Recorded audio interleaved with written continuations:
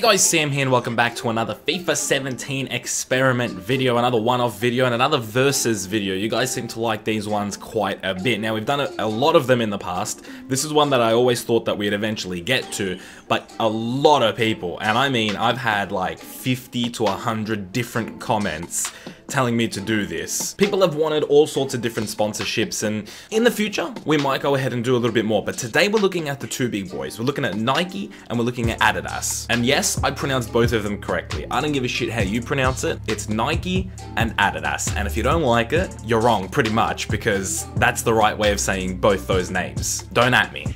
Don't at me. It's the right way to say it. I don't care what you think. People also commented, you know, to add Puma and New Balance and all sorts of different sponsors, but I thought for now we'll do Nike and Adidas. If you guys want to see more in the future, we could do like a four-way, or we could even do as many as possible. It's pretty easy to find the players that sort of play for these teams. Just a quick Wikipedia search and I sort of looked at it, but I'm hoping I didn't make a mistake. That would be the absolute worst. First person that commented just Nike versus Adidas was Football Fans Forever. He also got 81 likes on his comment. I believe he put that on the left foot versus right foot video, so I'm gonna credit him, even though I know there were a lot of people. He was the first one that just did Nike versus Adidas. There were other people that said, you know, doing 5 or 6 different sponsorships, but for this video we'll give Football Fans Forever the credit. Plus I want to give someone the credit. I don't want to keep saying, oh, there was a lot of people that commented this and not give anybody credit. I want you guys to get the credit that you guys deserve, and he was the first person that did just Nike and Adidas. So Football Fans Forever, fantastic idea. The two teams that'll be representing in today's versus aren't actually Manchester City and Manchester United, despite the fact that one of them is Adidas and one of them is Nike. I thought we'd do Real Madrid and Barcelona, which is interesting because Barca's key player, Messi, is actually an Adidas player, so he'll be playing for Madrid, which is an Adidas sponsored team. And Cristiano Ronaldo, Madrid's main man, is sponsored by Nike, which is also the sponsor of Barcelona, which means he'll be playing for Barcelona. So a bit of a switch up here.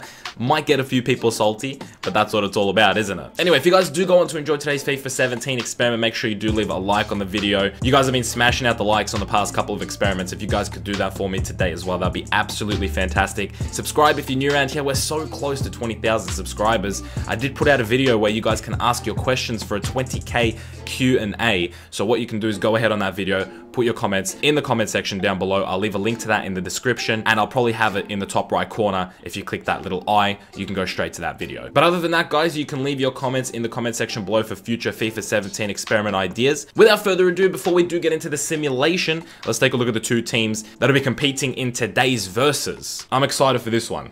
This is going to be a good one, I think. Okay, so first off, having a look at the Nike team, they're playing a back three because they just...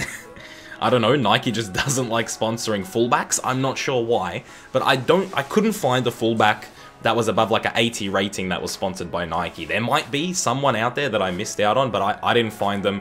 I didn't see anybody. Plus, they have a lot of good center backs under their name. So it's Lewandowski and Ronaldo up front with Iniesta behind him, Neymar on the left, Eden Hazard on the right, Vidal and Modric in the midfield with Ramos, Boateng and Thiago Silva as a back three, a fantastic back three. Thibaut Courtois in between the sticks. You can take a look at some of the bench players as well. You got Higuain, Sanchez, Marquinhos, Eriksen, Bonucci, Piqué, and Hugo Lloris on the reserves, Thiago, Aubameyang, Isco, and Dybala. It's a pretty good team. It's pretty fucking good, it has to be said.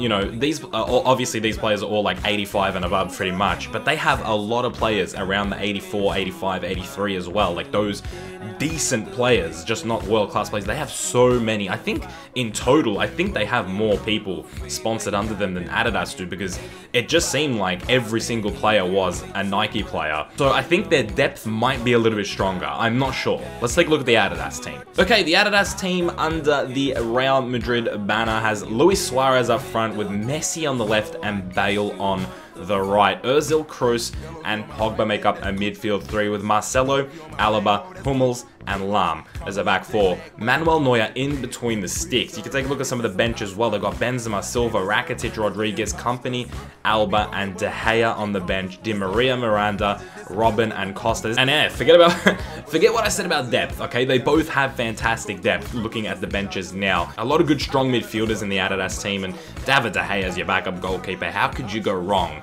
with David as your backup goalkeeper? I don't think you can. Seem to be two pretty well matched teams. I would maybe say that the center backs are better in the Nike team, and maybe the front attacking players are a little bit better in the Adidas team, but don't shy away, but don't overlook the Nike team. I mean, they might not have a traditional front three, but they have a front two of Lewandowski and Ronaldo with Neymar on the left. So if you want to sort of count that as the front three, I'd say that these two teams are pretty evenly matched when it comes to ratings all across the board. So I think this will be a very, very, very close experiment, guys. Before we look halfway through the season, we will show the live simming of the game. So without further ado, let's take a look at game 1 between these two teams and what could be a very crucial 3 points or even 1 point apiece. These games could really be the difference for these two teams. Okay, game 1 between these two, and it is a Barcelona/Nike home game. It looks like both teams are fielding their full-strength teams just from the get-go, and this is going to be a very, very important match, I would assume. You take a look at the benches as well. Everything seems to be in order. I don't think there's any injuries going into this game. So both teams were full-strength teams. Barcelona, the Nike team, go up front through Cristiano Ronaldo, scoring against his former club, I guess you could call it, in the 36th minute. And going into the last 20 minutes of the game now, it looks like it's been a pretty quiet one, and it looks like Nike might hold out for the 3 points here. With a couple minutes left to go, they do. They close it out. 3 points on the board for Nike, and that might be a huge 3 points. Okay, halfway through the season, and it's the Adidas team by 9 points, which is insane. So that win for Nike was really, really big, I would say. Keeps them in the running. It's still a massive gap. Atletico Madrid in 3rd. They're doing very, very well, actually. It almost seems like Atletico Madrid also have a super team. I mean, holy crap. That's the goal difference and their points. It's pretty close to these two big boys as well. So credit to Atletico Madrid, but it's the Adidas team right now who are absolutely smashing it. The goal difference, not too big of a difference, but Nike for some reason have lost 5 games. And one of them was not Adidas, so, I mean, yeah, they seem to just be dropping points when they really shouldn't be. And I'm really confident that that win was very, very important. If they had lost that game, the gap just would have been way too big. 19 games left to go. We know how much can change in half a season. Before we take a look at the end of the season, let's have a look at game 2, and let's see if Nike can maybe also pinch another 3 points and put themselves in a very good position to maybe catch up with this Adidas team. All right, going into game 2, this is going to be a very, very important 3 points, I would assume, but it's not going to be easy for Nike. They are away. It seems like the only change for the Adidas team is that Neuer is injured, but they have David De Gea coming in, so it's not a big loss at all. It's only a couple overall. It's Toni Kroos who's put up the Adidas team first, 1-0. They strike first. They finally get a goal against this Nike team. They were goalless against them in the away game, and Mesut Ozil makes it 2, and you would assume that that is 3 points now for Adidas. At the very worst, maybe a draw, but it looks like right now they're going to hold out the Nike team. They're looking very, very strong. 5 minutes left on the board.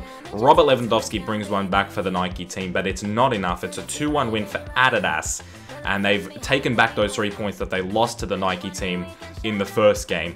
And I don't know how this second half of the season has turned out, but I would assume that these 3 points could potentially just put Adidas in a nice little comfort zone. Okay, halfway through the season, and it is a 5-point win for Real Madrid and the Adidas team, meaning if that second game went differently, it would have been a Nike win, if you can believe that. It actually would have been a Nike win had it gone the other way. But look at how many games the Nike team lost. 8 games. That's more than Atletico Madrid, that's more than Sevilla. They lost 8 games, and the goal difference is better than Real Madrid's and the Adidas team. But for some reason, they lost a lot of games, and I feel like potentially they were the better team. Honestly, I do feel like maybe they were the better team and they just lost silly games, because if they had just, even if they lost the same amount of games as Atletico Madrid, they would have won, or they would have been in the same position as the Adidas team. I really do feel that Barcelona, I don't know if they got unlucky, or I don't know if they just gave away really silly leads or lost really easy games, but that does not look like a team that should have lost to the Adidas team. Granted though, the Adidas team ended up winning. They did the business. They didn't lose those games. They drew a lot. They didn't lose those games though, but you have to credit the Adidas team. They got the job done. Have a look at Atletico Madrid though. Holy Christ, they nearly came second. They got 80 goals on the board, and their goal difference was the same as the Adidas team and 1 worse than the Nike team. And that's without them having all these fantastic players. I mean, literally, they don't have the highest rated players in the game. They have pretty much their normal squad. They have Antoine Griezmann and all that, but I mean, that is very, very close for Atletico Madrid to be that close to those two teams. That's insane. I think that is insane. I don't know what you guys think. Alright, there's no wonder that Atletico Madrid got 80 goals on the board. Griezmann chipping in with 25, Carrasco with 16. Take a look at the top goal scorers. One Adidas player in the top 15, and it's Nani. It's Nani, who wasn't even meant to be in the team. He just scraped in there because I miscounted. And he picks up 14 goals for the Adidas team, which is just absolutely insane. And you can take a look at the top goal scorers. It looks like Barcelona had a few more key players here. Ronaldo picked up 14 goals for the club, Dybala 18. And it just, everything points to these two teams being much closer than a 5-point gap. Everything so far is pointing towards these two teams being very, very even. That is it. That is the end of today's experiment. Are you guys a little bit surprised? I am. Honestly, I am a little bit surprised that it was a 5-point gap at the end of the day. 8 losses on the board. I just can't stop looking at that. I just don't understand how they got to that position. But that is the end of today's experiment, guys. Thank you so much for the suggestion, and I hope you guys are enjoying these experiments. It is good making these videos. It's good to get to more of a regular rhythm now. Last week was a little bit off and on, but hopefully we'll be back doing daily stuff as well. I'm also streaming again, so you guys can check that out about afternoon UK time if you want. Maybe like a couple hours after this video goes up, actually I'll be streaming. So if you guys want to check that out, you can as well. But at the end of the day, I just hope you guys are enjoying the experiments and feeling like you guys are a part of it, because you really are. I'm taking from your guys' suggestions. Like I said at the start of the video, you can leave your suggestions in the comment section below. Also, leave a like on the suggestions that you like down there. If you are down there in the comment section, leave a like on something that you like to see, and it'll help me see these ideas more. So definitely go ahead and leave a like on the video, and then on the comments that you guys want to see as well. And thank you so much for the support. You guys are absolutely amazing. Can't wait to hit 20k subscribers and keep going as well. So thank you all very, very much. Like I said before, I hope you did enjoy today's video. I hope you guys had a good day. I'll see you guys in the next one very soon. Keep it real.